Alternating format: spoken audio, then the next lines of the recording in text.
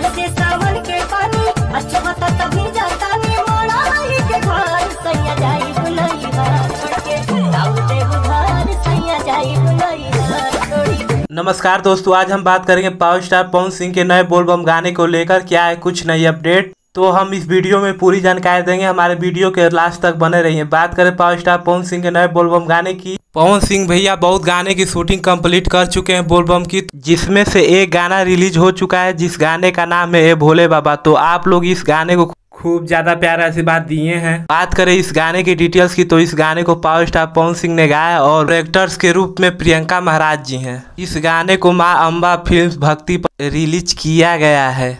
और बात करें पावर स्टार पवन सिंह के नए बोलबम गाने की, एक गाना बेबी काजल जी के साथ शूटिंग हुआ है बोलबम की, तो वो भी गाना का पोस्टर बहुत जल्द लॉन्च किया जाएगा। पवन भैया के पुराने गाने को ही प्यार आशीर्वाद बनाए रखिए, जिस गाने का नाम है भोले बाबा। इस गाने को खूब ज्यादा प्यार आशीर्वाद दीजिए।